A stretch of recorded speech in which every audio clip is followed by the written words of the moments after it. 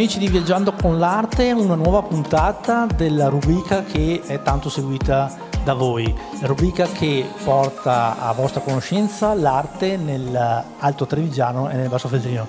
Quest'oggi siamo a Valdobbiadene, siamo in una mostra particolare, una mostra filatelico-giornalistica che racconta il Giro d'Italia.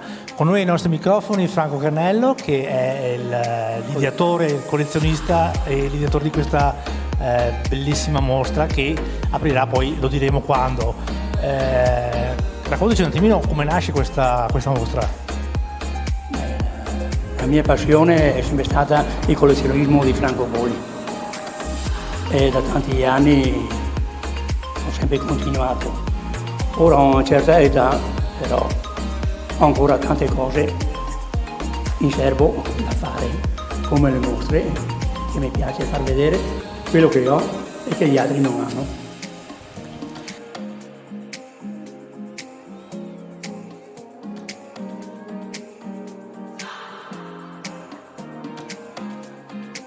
Questa mostra ci racconta la storia del ciclismo, del Giro d'Italia, del Gran Premio Mondiale. Tu prima, mentre facevamo il giro, mi raccontavi alcuni aneddoti, se vuoi ripeterli anche ai telespettatori davanti al microfono. Sì, è ancora del 76esimo giro ciclistico e sono gli annulli speciali su buste che ogni frazione, ogni tappa viene fatta alla partenza e all'arrivo.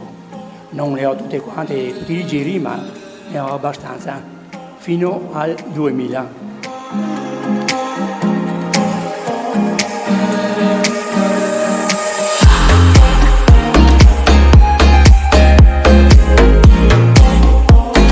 Abbiamo visto anche alcune chicche, fogli primo giorno autografati, spezzoni di giornali d'epoca che hanno anche un valore non solo sentimentale ma anche economico. Veramente quello più grande di tutti è l'80° giro che è partito da Venezia.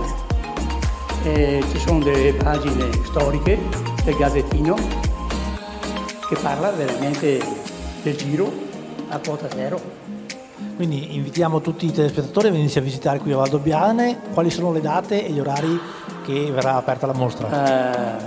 25, 26, 28, 29 e 30 col circuito che viene fatto a Valdobbiadene degli assi vecchi, diciamo, e nuovi che hanno terminato il Giro d'Italia. E con che orari? Alle 10 e 12 al mattino, pomeriggio dalle 15:30 alle 18. Noi ti ringraziamo e adesso continuiamo il giro che è davvero interessante e dovrai spiegarmi tantissime cose. Va bene.